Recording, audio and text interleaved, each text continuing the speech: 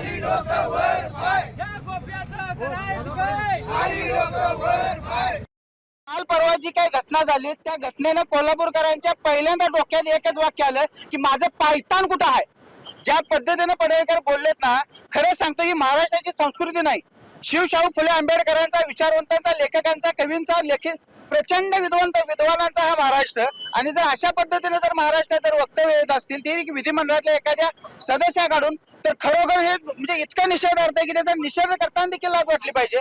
आणि मी पडळकरांना एवढंच सांगू शकतो, ज्या पद्धतीनं तुम्ही एखाद्याच्या भूमिकेसाठी ज्या पद्धतीने आरोप करत आहात, तुम्ही एकदा विचार करावा. ज्या महाराष्ट्रातील लोकांनी तुम्हाला विधानमंडळात पाठवून दिलं त्या लोकांच्या मताचा अनादर करत आहात. आणि खरोखर तुम्ही जर ज्या पद्धतीने तुम्ही बोलत आहात ते निषेध करावा तेवढा थोडा आहे. पुन्हा एकदा मी आपल्याला सांगेन की महाराष्ट्रात प्रख्यात असतील यशवंतराव चव्हाण असेल, त्यांचाही किस्सा प्रसिद्ध आहे.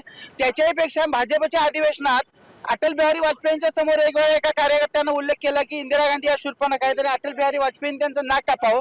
त्यावेळेला अटल बिहारी यांनी भाषणात सांगितलं की बाबा रे, त्या महिला आहेत आणि त्या भारताच्या पंतप्रधान आहेत, त्यांच्याविषयी अशा पद्धतीचा अनादर होता कामाने.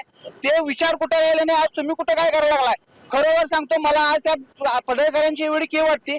विधिमंडळातून त्यांना अपात्र करण्यात यावं, त्यांना हकलण्यात यावं. आणि मला त्याच्याही पुढचा प्रश्न असा पडतोय की भाजप गोपीचंद पडळकरांना हकालपट्टी करून खरोखर त्या गोमित्रांनी विधिमंडळ स्वच्छ करून घेणार काय? खरोखर त्यांनी ते करावं, त्यांची हकालपट्टी करावी अशी आम्ही तमाम युवकांच्या वतीनं मागणी करत आहोत. भाजपचं षडयंत्र आहे आणि भाजपची जी मातृसंस्था आहे RSS, त्यांनीची ही संस्कृती यातनं दिसून येते. ह्याला सर्वस्वी जबाबदार देवेंद्र फडणवीस आहेत. देवेंद्र फडणवीसनी हे जयंत पाटील साहेबांच्या विरुद्ध रचलेलं षडयंत्र आहे आणि याची खरी जबाबदारी देवेंद्र फडणवीसनी घेऊन गोपीचंद पडळकरची आमदारकी रद्द करून त्याच्या विधान भवनातनं हकालपट्टी केली पाहिजे.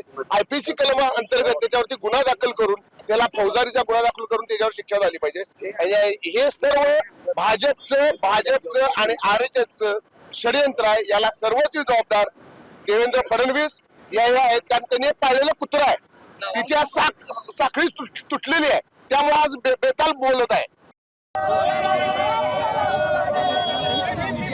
राष्ट्रवादी काँग्रेस पक्षाचा गोपीचंद पडळकर कोण रे? गोपीचंद पडळकर कोण रे? हे मागे या गोप्याचं करायचं काय? या गोप्याचं करायचं काय?